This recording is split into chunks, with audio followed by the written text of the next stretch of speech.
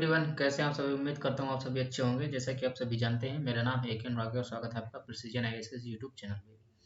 आज की क्लास में हम बात करेंगे जो हमारा अगला टेस्ट है, यानी कि टेस्ट नंबर 5 की हम इसमें बात करने वाले हैं। अभी तक के हमने देखा है 4 टेस्ट को हमने देखा है। इन 4 टेस्ट में हमने कोर्स की जो आपका बेसिक है या फंडामेंटल है इसको डेवलप किया जाए।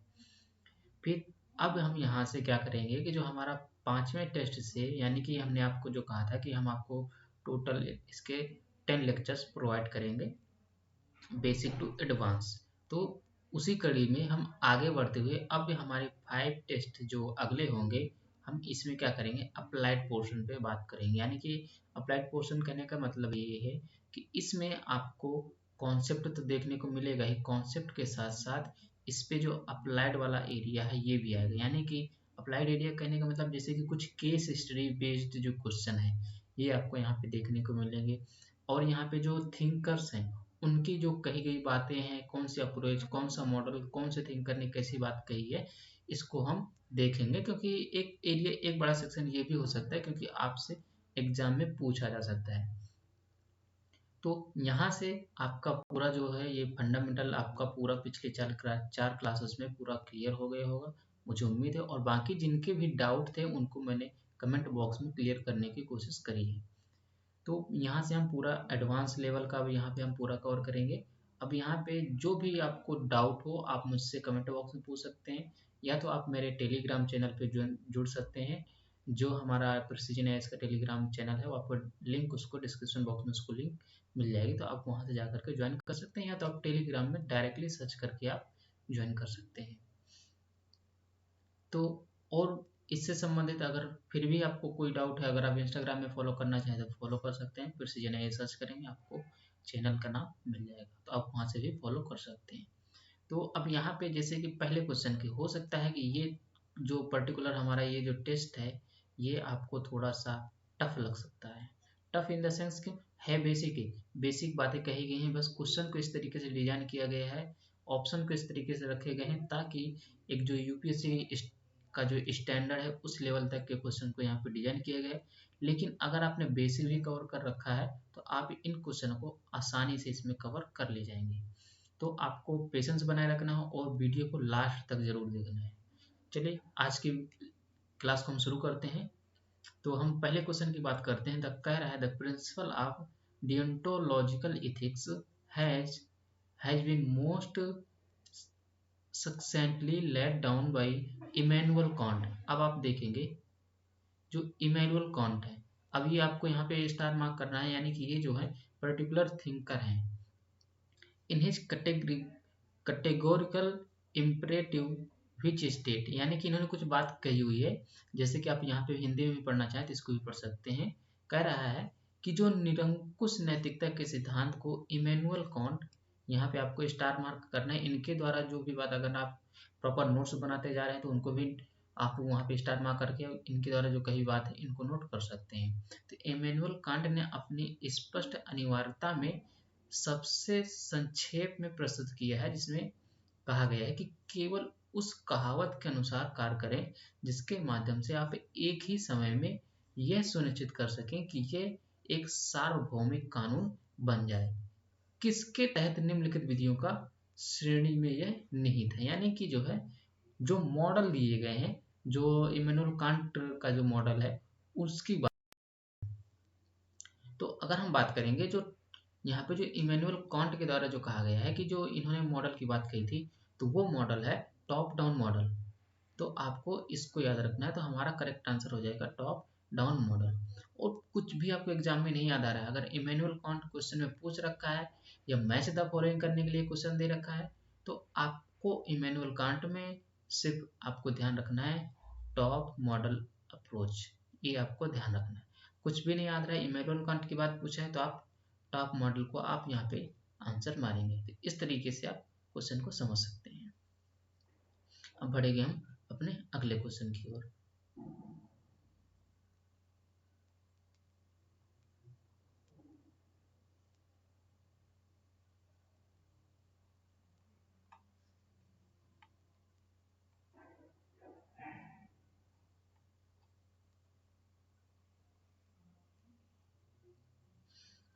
कह रहा है consider the following ethical dilemma, यानी इथिकल डायलेमा की बात कर रहा है, and correspond them to the type of ethics dilemma, यानी कि जो डिफरेंट डिफरेंट टाइप की जो इथिक्स है उनमें कौन कौन से डिलेमास यानी कि जो दुविधा उत्पन्न होती है उसको यहाँ पे कहा गया है। तो आप इस क्वेश्चन को अगर सॉल्व करेंगे तो देखेंगे कि जो अगर हम बात करते हैं जैसे कि प्राइवेसी वर्सेस जो सोशल यूटिलिटी है, यानी कि हम प्राइवेसी की अगर बात करते हैं तो हम प्राइवेसी की बात किस में करते हैं, ज़्यादातर हम बात करते हैं सोशल मीडिया में यानी कि टेक्नोलॉजी में।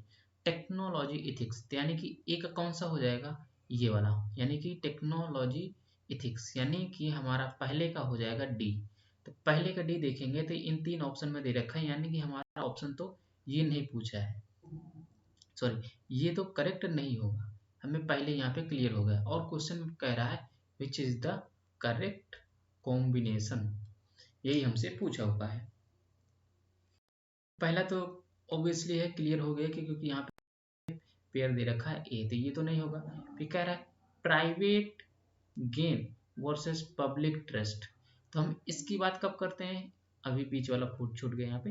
कह रहा है प्रॉफिट वर्सेस, प्रॉफिट लाभ है, जो वेलफेयर यानी कल्याण की बात करते हैं, प्रॉफिट वर्सेस वेलफेयर, जो लाभ बनाम जो कल्याण की बात करते हैं हम कहाँ करते हैं, ज़्यादातर देखेंगे जो हमारा प्रॉफिट कितना हुआ, बिजनेस में बात करते हैं, किसी भी कंपनी का बिजनेस हो वगैरह वगैरह जितनी बातें होती हैं तो हम इसको कहाँ से डील करते हैं, बिजनेस, सॉरी यहाँ पे बिजनेस इथिक्स में डील करते हैं, यानी कि टू का कौन सा होगा, टू का होगा बी।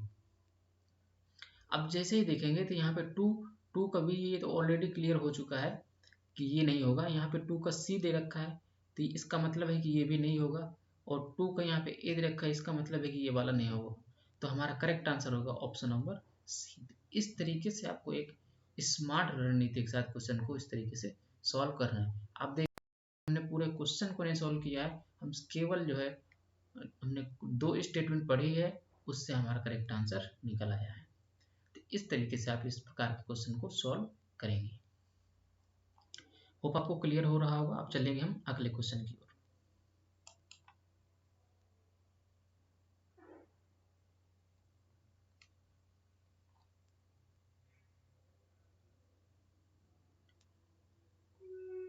कह रहा है which of the following are includes as major normative ethics ethical theories, यानी कि जो नॉर्मेटिव एथिकल थ्योरीज में कौन कौन से जो सिद्धांत है वो शामिल होते हैं, ये यहाँ पे बात कही गई। तो इसके आंसर के लिए सबसे पहले तो आपको मानक जो नैतिक है उसके सिद्धांत आपको मालूम होना चाहिए।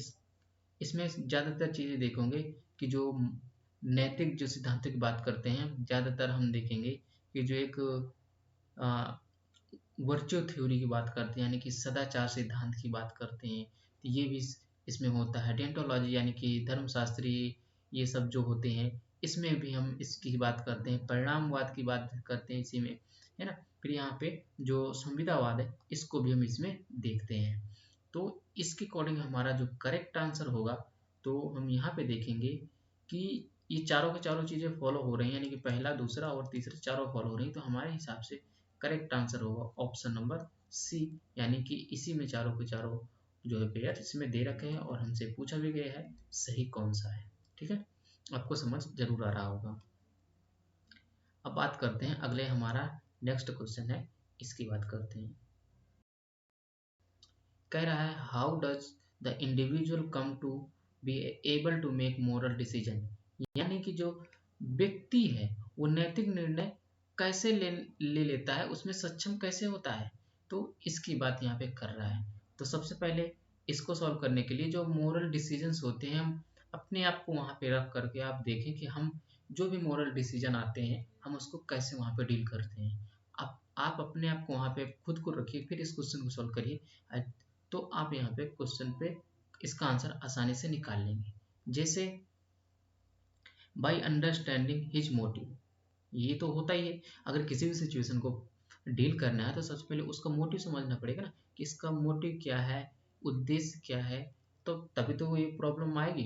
कभी भी कोई प्रॉब्लम आती है तो सबसे पहले उसको पहले प्रॉब्लम देखी जाती है, फिर उसके बाद सोल्यूशन देखा जाता है, फिर बीच प्रॉब्लम और सोल्यूशन के बीच में भी एक आता है जो यहाँ पे डिसीजन मेकिंग और कुछ मानक भी होते हैं। तो वहाँ पे क्या होता है, वहाँ पे सबसे पहले सिचुएशन को हैंडल किया जाता है, यानी कि वो जो मोटिव है उसको समझेंगे पहले, यानी कि पहला हमारा तो होगा, जाहिर सी बात है।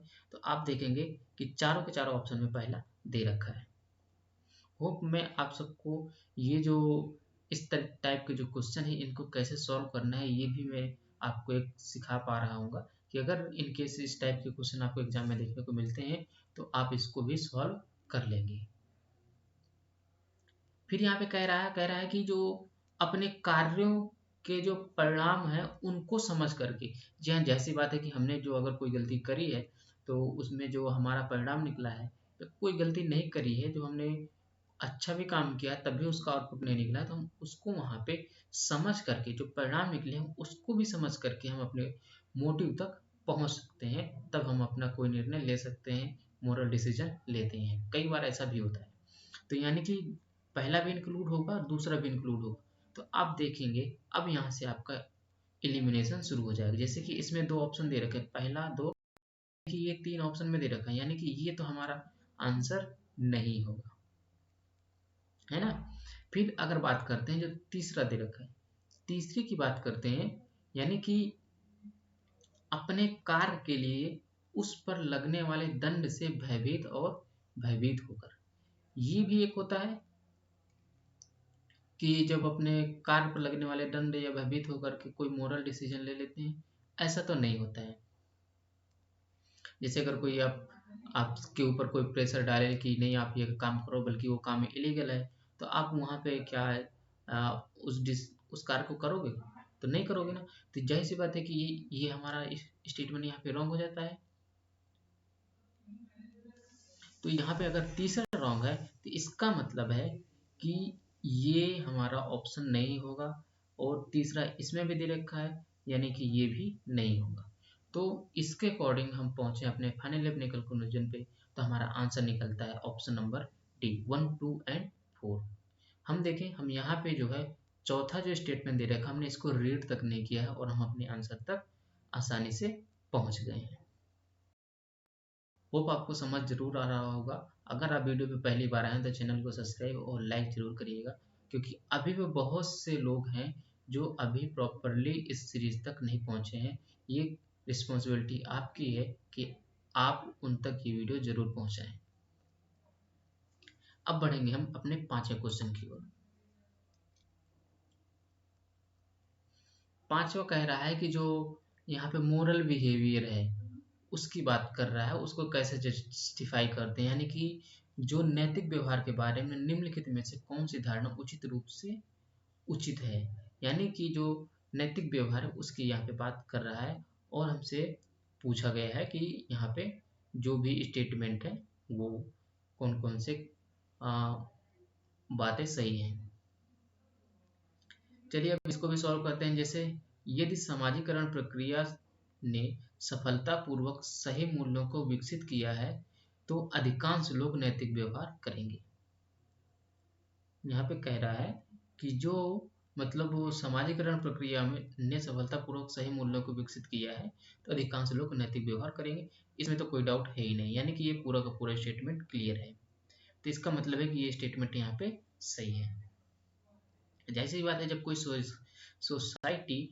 सोसाइटी जब कोई पर्टिकुलर ऐसा बिहेव करेगी, यानी कि नैतिक बिहेव करेगी, उसमें मोरल सारे डिसीजंस जो होंगे, तो उसका जो अधिकांश वहाँ के जो लोग होंगे ना, तो वहाँ पे उनका बिहेवियर भी उसी हिसाब से सेप होने लगता है। जैसे कि हमारे जो मोरल वैल्यूज होते हैं ये कहाँ से डिफाइन होते हैं, हमारी जो कल्चरल आइडेंटिटी है वहाँ से डिफाइन होते हैं। अगर हम कोस्टल एरिया में रहते हैं तो हम क्या करते हैं, ज़्यादातर चीज़ें देखिए, जैसे कि अगर आप वेस्ट बंगाल साइड जाएंगे तो आपको वहाँ पे मछली खाने वाली चीज़ें ज़्यादा, या मीट चिकन इस तरह की चीज़ें आपको ज़्यादातर वहाँ पे मिलती है। वो क्या है, वो कहाँ से आपकी कल्चरल आइडेंटिटी के साथ जुड़ गए, यानी कि भौगोलिक प्लस कल्चरल। अगर आप नॉर्थ इंडिया में से बिलोंग करते हैं तो आपको वहाँ पे ये सब चीज़ें बहुत कम मिलेंगी।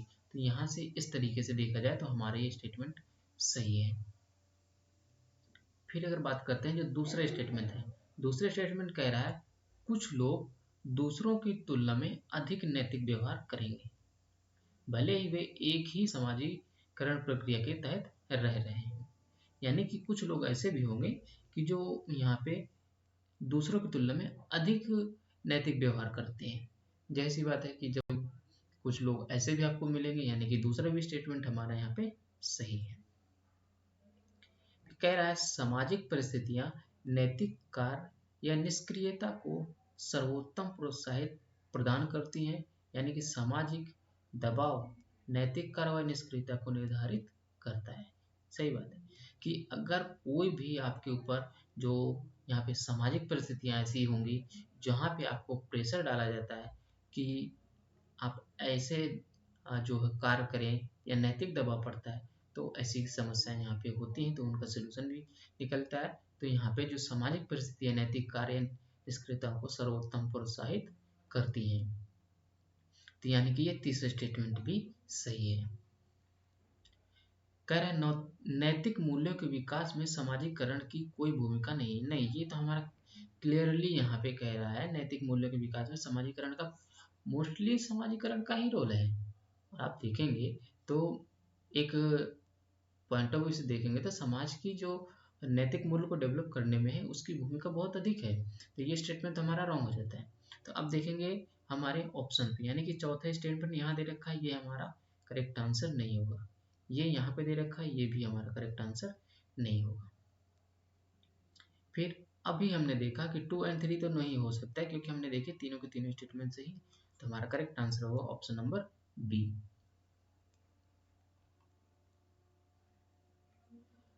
6 नंबर क्वेश्चन की अगर बात करें तो 6 नंबर में कह रहा है which among the following are principle concern with professional ethics की बात कर रहे हैं, यानी कि हमारे और आपकी जो हम कोई भी टीचिंग से जुड़ा हुआ है, कोई मैनेजमेंट से जुड़ा हुआ है, कोई अगर ऑफिसर है तो उस सब से रिलेटेड है, ये यहाँ से पूछ रहा है। अक्सर प्रोफेशनल एथिक्स में यही सब चीजें इंक्लूड की जाती हैं।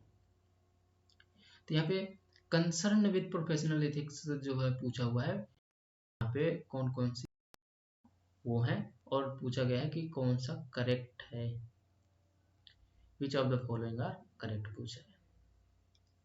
और मैं आप सभी से ये भी कहना चाहूँगा कि जब भी आप क्वेश्चन का जो सोल्यूशन देख रहे हैं तो सबसे पहले वीडियो को रोकिए, प्लस रोकने के बाद सेल्फ आप इस क्वेश्चन को अटेम्प्ट दीजिए।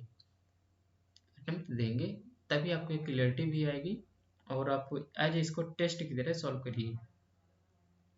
ऐसे मत करिएगा कि बस हाँ वीडियो चला के छोड़ दिया और आप देख रहे हैं, नहीं, इस तरीके से आपका इंटरेस्ट नहीं जाएगा और आपका जो इंटरेस्ट भी नहीं आएगा तो मन भी नहीं लगेगा तो आप कुछ देर बाद वीडियो छोड़ के चले जाएंगे, तो जिससे आपका फाइनली नुकसान ही होगा। अगर कहीं क्वेश्चन आ गया तो फिर आप पछताओगे कि कहीं ऐसा ना हो कि हम उसको पढ़ लेते तो ऐसा होता। सारी चीज़ें पहले से ही हो सकती हैं, तो इसको आप यहाँ पे सुधार सकते हैं। क्या करें प्रोफेशनल है टू इथिक्स, जो यहाँ पे दो to study ethical dilemmas in profession by application of moral theory, यानी कि जो मोरल थ्योरी है यहाँ पे जो एप्लीकेशन ऑफ मोरल थ्योरी यहाँ पे स्टडी किया जाता है कि इथिकल डायलेमा यानी कि नैतिक दबाव या दुविधाओं का जो अध्ययन यहाँ पे किया जाता है। तो ये स्टेटमेंट तो सही है यहाँ पे, इसमें तो आई थिंक किसी को डाउट नहीं होना चाहिए आपको, यानी कि पहला हमारे में होना चाहिए। पहला देखेंगे तो सब में दे रखा है लेकिन इसमें नहीं दे रखा है, बी ऑप्शन तो हमारा नहीं होगा। ये पहले यहाँ पे क्लियरली मालूम चल गया हमें कि ये हमारा आंसर नहीं है। अब पढ़ते हैं दूसरा स्टेटमेंट। द कह रहा है the study of unique moral obligation created by social special role, ये यहाँ पे कह रहा है, यानी कि जो यहाँ पे सामाजिक भूमिकाओं द्वारा जो निर्मित जो नैतिक दायित्व होते हैं उनका अध्ययन यहाँ पे किया जाता है, यानी कि वो जो उनका रोल है वो एक स्पेसिफिक सोशल रोल्स के लिए होता है। यहाँ पे आप देख सकते हैं विशेष सामाजिक भूमिकाओं द्वारा निर्मित अद्वितीय नैतिक दायित्वों का अध्ययन किया जाता है। तो यहाँ पे देखें कि तो हमारा स्टेटमेंट तो ये भी सही है। तो हमारा अगर देखते हैं तो यानी कि पहला स्टेटमेंट सही है, दूसरा भी सही है। फिर बात करते हैं तो तीसरा देखिए यहाँ पे है तो पहला और दूसरा। अब बात करेंगे तीसरा स्टेटमेंट की, क्योंकि आप देख सकते हैं ना करेक्ट पूछा है और यहाँ पे 3 तक हमने देखा है, चौथा भी हम यहाँ पे ही देख लेते हैं। कह रहा है the practice and consultancy of ethics by a trained professional ethic. यहाँ पे ऐसा तो नहीं है कंसल्टेंसी ऑफ एथिक्स ये यहाँ पे ट्रेंड होती है एक, यानी कि जो प्रशिक्षित पेशेवर जो नीति शास्त्री जो होते हैं वो यहाँ पे अभ्यास और परामर्श के लिए जो बातें कही गई हैं आप यहाँ पे देख सकते हैं। एक प्रशिक्षित पेशेवर नीति शास्त्री द्वारा नैतिकता का अभ्यास और परामर्श, तो ऐसा तो नहीं होता है, ये स्टेटमेंट रॉन्ग है। जैसे तीसरी स्टेटमेंट रॉन्ग होती है तो ये हमारा ऑप्शन नहीं होगा, तो हमारा करेक्ट आंसर निकलता है ऑप्शन नंबर ए। तो मुझे हो सकता है कि आपको हो सकता है कि आप यहाँ पे थोड़े से कुछ कॉन्सेप्ट लैग कर रहे हो, तो आपको एक बार इस क्वेश्चन को फिर से रीअटेम्प्ट करिएगा, दोबारा 2-3 बार वीडियो को देखेंगे तो आपका ये सारा कॉन्सेप्ट क्लियर हो जाएगा। और मैं आप सभी से एक बात ये जरूर पूछना चाहता हूँ कि अगर आपको प्रॉपरली जो इथिक्स का और जो यहाँ पे जो मैनेजमेंट का फुल लेंथ टेस्ट अगर टेस्ट चाहिए तो आप मुझे कमेंट बॉक्स में बता सकते हैं, तो हम इसको पॉसिबल होगा तो हम प्रोवाइड करेंगे। ऐसा नहीं है, क्योंकि हमारे पास भी टाइम की शॉर्टेज होती है, इसके चलते देखते हुए हम सारे डिसीजंस को लेने पड़ते हैं। ठीक है, तो आप मुझे कमेंट बॉक्स में ज़रूर बताइएगा अगर आपको इथिक्स और मैनेजमेंट का प्रॉपरली इथिक्स एंड मैनेजमेंट का चाहिए या आपको पेपर फर्स्ट पेपर सेकंड दोनों का फुल लेंथ टेस्ट चाहिए, तो हम इसको कोशिश करेंगे कि आपको प्रोवाइड करेंगे। चलिए अब बढ़ेंगे हम अगले क्वेश्चन की ओर।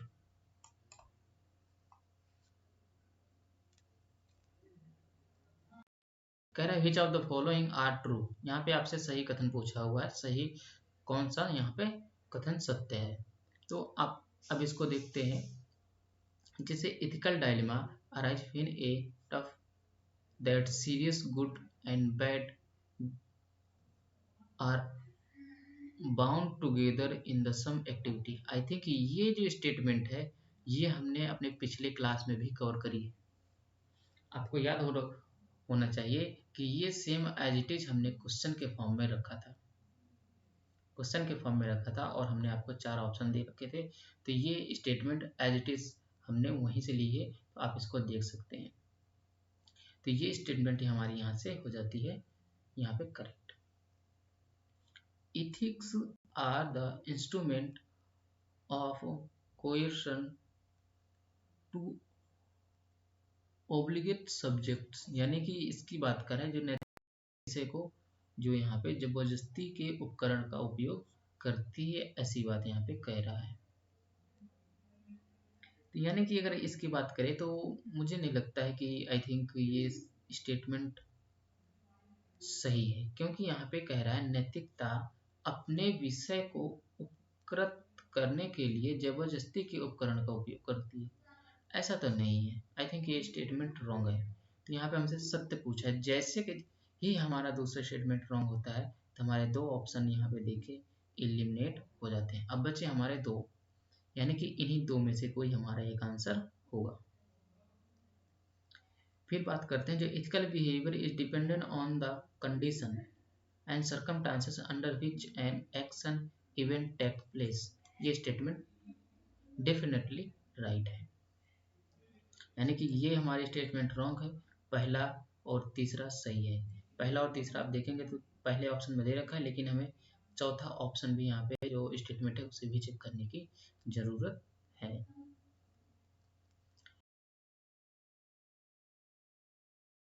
ऑफ इथिकल ट्रेनिंग, जी हाँ ये भी स्टेटमेंट सही है। कोड ऑफ कंडक्ट ये तो इथिकल ट्रेनिंग का पार्ट होता ही है, तो हमारा करेक्ट आंसर होगा ऑप्शन नंबर बी। चलेंगे हम हमारा 8वां क्वेश्चन है, इसको भी आपको यहाँ पे देखना है। कह रहा है निम्नलिखित में से कौन सा कथन धर्मशास्त्री नैतिकता का वर्णन करने के लिए सबसे उपयुक्त है। इसका आंसर आप बहुत दे सकते हैं, क्योंकि हमने डोंटोलॉजिकल एथिक्स को जो हमने पिछले लेक्चर में ही कवर किया है, पिछले जस्ट लेक्चर में ही कवर किया है, तीसरे चौथे लेक्चर में। आई थिंक मुझे याद नहीं है, लेकिन आप उसको देखेंगे तो हमने इस पे बेसिस पे हमने काफ़ी क्वेश्चंस इस पे किए हुए हैं। तो अगर इसके सही आंसर की बात करते हैं तो कह रहा है केंद्रीय विचार यह है कि सही या गलत विचार ही कार्य को सही या गलत बनाता है। अन्य चीजें समान हैं। केंद्रीय विचार यह है कि जब कर्तव्य पर व्यक्ति कार्यरत है, उसके तहत निर्धारित कोड का पालन सही कार्रवाई के लिए संभव बनाता है। फिर अगर यहाँ पे देखेंगे, जो केंद्रीय विचार यह है कि सही और गलत समय और परिस्थितियां के सापेक्ष होते हैं। केंद्रीय विचार यह है यानी कि सही और गलत का निर्धारण मनुष्य अपने व्यक्तिपरक विवेक के अनुसार करता है। लेकिन इसका आंसर अगर हम देखें तो वैसे अगर आप देखेंगे तो आपको आंसर ये भी सही लग रहा होगा, ठीक है, ये भी सही लग रहा होगा, ये भी सही लग रहा होगा, और ये चीजें जो होंगी ये आपको भी आई थिंक ये भी सही लग रहा होगा। तो यहाँ पे जब भी देखिए डोंटियोलॉजिकल इथिक्स की बात कर रहा है, तो यहाँ पे जो सही या गलत का जो विचार है, ये कार्य को सही या गलत बनाता है, अन्य चीजें समान होती हैं। तो हमारा करेक्ट आंसर होगा ऑप्शन नंबर ए।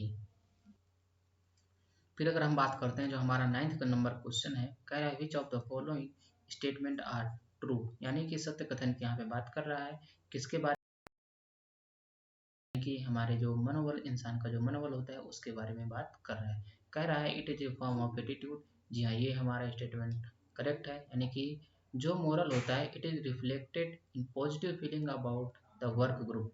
जी हाँ, जो हमारा वर्क ग्रुप होता है, वर्क प्लेस पे जो होता है, जो हमारा मोरल होता है, ये हमें कहीं ना कहीं पॉजिटिव फीलिंग्स को यहाँ पे फील कराता है। तो हमारा ये भी स्टेटमेंट सही है। फिर अगर बात करते हैं it is instill confidence that difficult goal can be achieved easily। इसके लिए भी हमें कॉन्फिडेंस करने में भी बूस्ट करता है कि हम अपने गोल को अचीव कर सकें आसान तरीके से। तो यहाँ पे तीनों के तीनों स्टेटमेंट यहाँ पे राइट है। और फिर कह रहा है it is a knowledge of distinction between right and wrong. जी नहीं, ये राइट एंड जो रॉन्ग का जो यहाँ पे डिफरेंस है ये हमें मॉरल प्रोवाइड नहीं कराता है। तो इसके अकॉर्डिंग हमारा करेक्ट आंसर जो होगा ऑप्शन नंबर ए, यानी कि 1, 2 एंड 3, 4 हमारा यहाँ पे गलत हो जाता है। फिर बात करते हैं जो हमारा अगला क्वेश्चन है, यानी कि 10वां क्वेश्चन। कह रहा है which of the following is the most appropriate definition. Most appropriate definition पूछ रहा है प्रैक्टिस, जब आप प्रैक्टिस करते हैं, यानी कि जो अभ्यास पेशेवर नैतिकता की तुलना में निम्नलिखित में से कौन सी अभ्यास का सबसे उपयुक्त परिभाषा है। जब आप प्रोफेशनल एथिक्स में जब भी प्रैक्टिस करते हैं तो यहाँ पे प्रैक्टिस की सबसे मोस्ट अप्रोप्रिएट डिफिनीशन यहाँ पे पूछ रखा है। कह रहा है practice is a cooperative arrangement to pursue that goals that are internal to a structured communal life। ये आपसे यहाँ पे पूछ रखा है। फिर कह रहा है यहाँ पे जो अभ्यास है ये निरंतर दोहराव द्वारा उत्कृष्ट प्राप्त करने का एक प्रयास है। आप सभी को मुझे लगता है ये वाला स्टेटमेंट आपको सही लग रहा होगा, प्रैक्टिस, क्योंकि हम ज़्यादातर चीज़ें ऐसे ही कहते हैं। अभ्यास जो होता है निरंतर दोहराव द्वारा उत्कृष्टता प्राप्त करने का एक प्रयास है। फिर अगर हम तीसरी की बात करते हैं, कह रहा है अभ्यास जो वास्तविक समय की समस्याओं में ज्ञान का अनुप्रयोग है। आई थिंक ये तो हमारा नहीं होना चाहिए। कह रहा है अभ्यास उस विनम्र स्वीकारोक्ति का प्रतीक है जिसे मनुष्य कभी भी पर्याप्त रूप से नहीं जान और सीख सकता। ऐसा तो नहीं है, यानी कि हमारे जो दो स्टेटमेंट नीचे के हैं ये यहाँ पे रॉन्ग है। फिर यहाँ पे कह रहा है कि जो निरंतर, यानी कि मोस्ट अप्रोप्रिएट जो डेफिनेशन है यहाँ पे प्रोफेशनल एथिक्स की बात कर रहा है, उसको बताना है। तो हमारा जो यहाँ पे जो practice is cooperative arrangement to pursue the goods are internal to be a structure communal life. तो ये हमारा स्टेटमेंट यहाँ पे सही होगा। हमारा यही एक अभ्यास उन वस्तुओं को आगे बढ़ाने के लिए एक सहकारी व्यवस्था है जो एक संरचित समुदाय जीवन के लिए आंतरिक है। तो हमारा करेक्ट आंसर होगा ऑप्शन नंबर ए। इसमें से बहुत सारे स्टूडेंट्स को यहाँ पे डाउट हो सकता है, तो आप इसके बारे में डिस्कस कर सकते हैं या आप खुद भी इसको सर्च करके आप यहाँ पे देख सकते हैं। हमारा जो अगला क्वेश्चन है वो है 11वां क्वेश्चन है। इसमें हम बात करेंगे जो 11वां क्वेश्चन है, करें which of the following are the function of code of physics, यानी कोड ऑफ फिजिक्स के फंक्शन क्या क्या हो सकते हैं, इसको हमको देखना। फर्स्ट करते हैं, it can express a shared commitment on the part of professional society members to satisfy certain ethical standard and principles. जी हाँ, ये हमारा स्टेटमेंट सही है। यहाँ पे जो प्रोफेशनल सोसाइटी है उसको वहाँ पे जो किसी भी मतलब नैतिक मानकों और सिद्धांतों को पूरा करने के यहाँ पे प्रयास करने के लिए एक जो प्रोफेशनल सोसाइटी है उसको प्रतिबद्ध है या प्रतिबद्धता व्यक्त कर सकती है, ऐसा भी इसमें होता है। तो पहला स्टेटमेंट हमारा राइट हो जाता है। इट कैन हेल्प्स, यहाँ पे बूस्टर होना चाहिए, booster on environment in which ethical behaviour in the norm. तो ये भी हमारे स्टेटमेंट है, यानी कि इन्वायरमेंट के प्रति भी हर एक इंडिविजुअल की नैतिक दबाव भी होना चाहिए और इसमें उसको प्रोटेक्ट करने के, इन्वायरमेंट को प्रोटेक्ट करने की दिशा में उनका एक ऐसा व्यवहार होना चाहिए जो कि एक आदर्श के रूप में। इसका एग्जांपल आप दे सकते हैं जो चिपको मूवमेंट था, यानी कि जो चिपको मूवमेंट था उसको आप यहाँ पे देख सकते हैं। फिर कह रहा है it can serve a guide a reminder in specific situation. जी हाँ, कई बार ऐसी स्थितियाँ जो होती हैं, परिस्थितियाँ जो जनरेट हो जाती हैं, जो हमें कोड ऑफ एथिक्स से हमें गाइड करते हैं और हमें रिमाइंड भी करवाता है। A code can be valuable academic and educational legacy for an organization। जी हाँ, ये एक एजुकेशनल लेगेसी के लिए भी इम्पोर्टेंट है। जब भी कोई इंस्टीट्यूट हो वहाँ पे भी कोड ऑफ एथिक्स की बात की गई है, वहाँ पे भी होना चाहिए। तो हमारा यहाँ पे इसके अकॉर्डिंग करेक्ट आंसर होगा ऑप्शन नंबर सी, यानी कि जो हमारे चारों के चारों स्टेटमेंट है यहाँ पे सही है। हम बात करेंगे अगले क्वेश्चन पे जो कि है 12वां क्वेश्चन। करें what are the element necessary for an institute to formulate state of art code of ethics, यानी कि जो यहाँ पे जो आचार संहिता को तैयार करने के लिए आवश्यक तत्व कौन से हो सकते हैं किसी संस्थान के लिए, यानी कि किसी भी संस्थान के लिए आवश्यक जो तत्व हो सकते हैं कोड ऑफ एथिक्स के, उसकी बात कर रहा है। जी हाँ, यहाँ पे पहले तो इंटरेस्ट होना चाहिए, सार्वजनिक हित यहाँ पे जो है मैटर करता है। फिर यहाँ पे जो स्कॉलरशिप के माध्यम से कई चीज़ें जो है की जाती हैं। फिर यहाँ पे जो प्रोफेशनल सपोर्ट भी होना चाहिए, लेकिन यहाँ पे फंडिंग की कोड ऑफ एथिक्स में बात नहीं होती है। भारी फंडिंग की बात हो रही ना, इनॉर्मस फंडिंग। तो यहाँ पे तीसरा जैसे स्टेटमेंट हमारा रॉन्ग होता है तो ये गलत हो जाएगा, और फिर इसके बाद हमारा ये गलत हो जाएगा। 2 और 4 तो हो ही नहीं सकता क्योंकि हमारा 1 भी सही है। तो इसके अकॉर्डिंग हम देखेंगे जो हमारा 12वां नंबर का क्वेश्चन का आंसर होगा option number C is the right answer. तो हमारा राइट आंसर होगा ऑप्शन नंबर सी।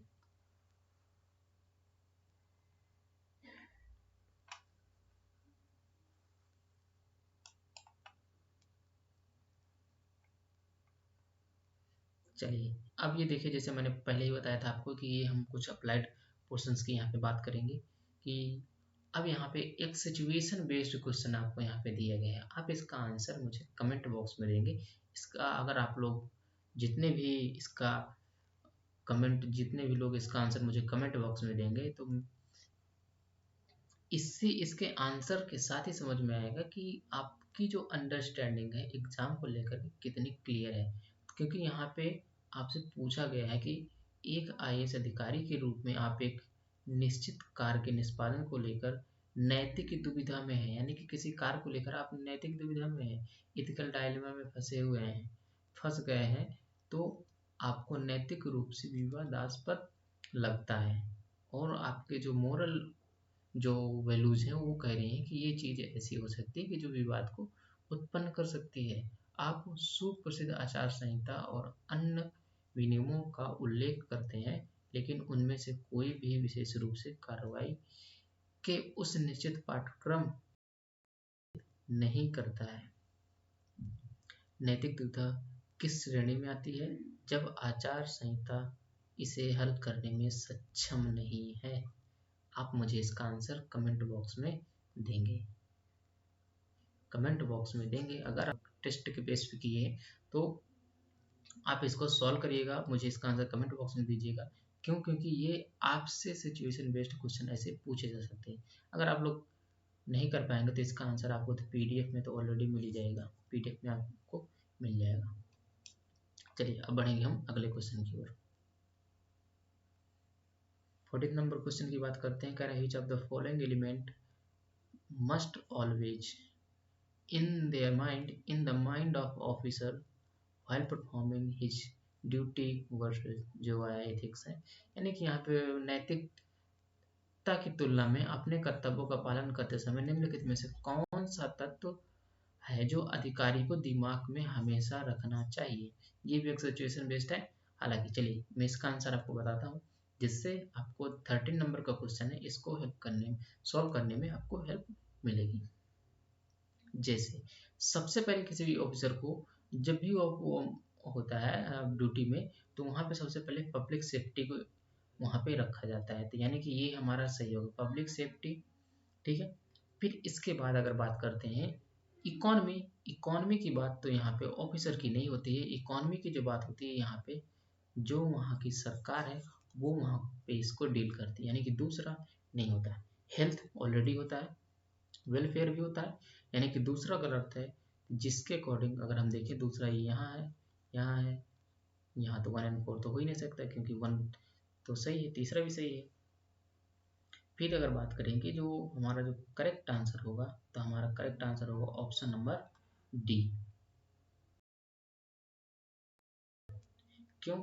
क्योंकि अगर बात करते हैं जो अर्थव्यवस्था है ये तो सरकार के द्वारा देखा जाता है, इसका रूल एंड रेगुलेशन जो भी होते हैं वहां पे देता है। यहाँ पे बात कर रहा है सिचुएशन क्या दे रखी है, अधिकारी के दिमाग में कौन कौन से मौलिक जो मापदंड है उनको ध्यान रखते हुए किया गया है, ये क्वेश्चन को डिजाइन किया गया। तो अर्थव्यवस्था का जो ये होता है ये तो सरकार की जिम्मेदारी होती है, ऑफिसर की नहीं होती है।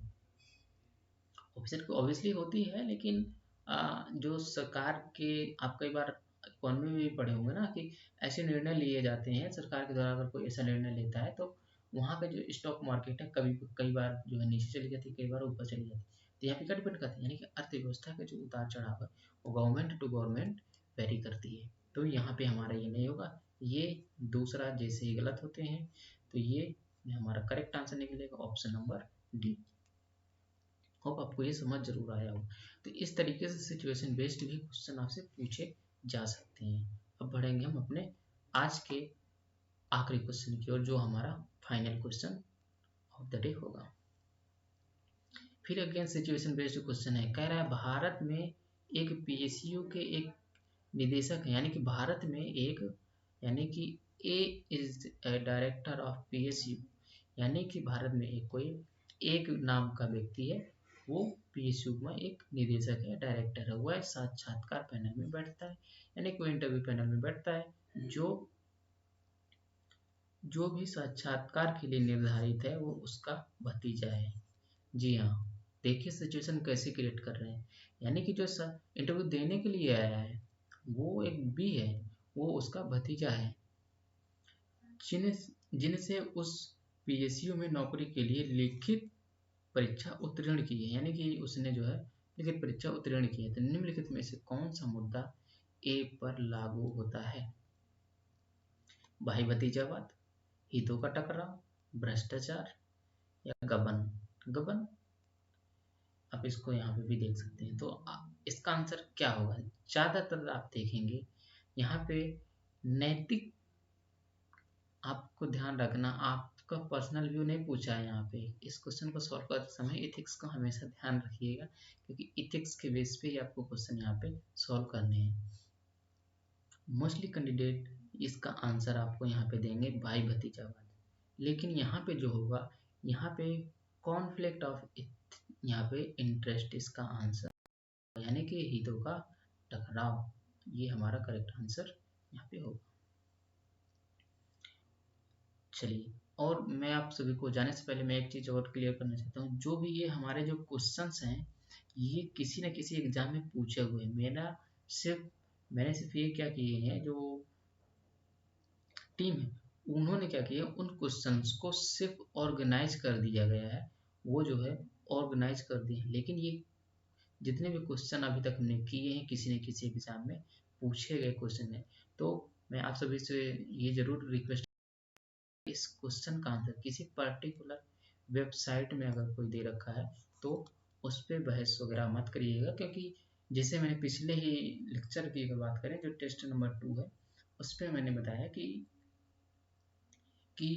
जैसे कि मैंने कुछ क्वेश्चंस लिए थे नेट जेआरएफ के जो 2018 में पूछे गए थे, जो हमारे सिलेबस में उससे संबंधित वहाँ से क्वेश्चन हमने लिए हैं। तो ये सारे क्वेश्चंस वहाँ से उठाए गए क्वेश्चन हैं जो किसी न किसी एग्जाम में पूछे गए हैं। मेरा ऐसा कुछ रोल है नहीं, मैं सिर्फ क्या आपको यहाँ पे समझा रहा हूँ, आपको एक जगह ऑर्गेनाइज करके आपके सिलेबस के अकॉर्डिंग आपको दे दे रहा हूँ मटेरियल को मिला करके। मेरा रोल सिर्फ इतना है। तो आप इस बात को जरूर ध्यान रखिएगा कि अगर कोई डाउट आता है तब भी आप कमेंट बॉक्स में हमसे पूछ सकते हैं, हम उसको क्लियर करने की कोशिश करेंगे। लेकिन वीडियो को यहाँ पे जाने से पहले मैं आप सभी को एक बार फिर से बताना चाहता हूँ कि अगर आप सभी को अगर एथिक्स एंड मैनेजमेंट का जो पूरा जो फुल लेंथ टेस्ट है उसको चाहिए तो आप मुझे कमेंट बॉक्स में बता सकते हैं। और पेपर 1 और पेपर 2 दोनों का अगर आपको फुल लेंथ टेस्ट चाहिए तो आप मुझे कमेंट बॉक्स में बता सकते हैं, हम इसको इम्प्लीमेंट करने की कोशिश जरूर करेंगे। चलिए मिलते हैं नेक्स्ट वीडियो में, तब तक के लिए धन्यवाद।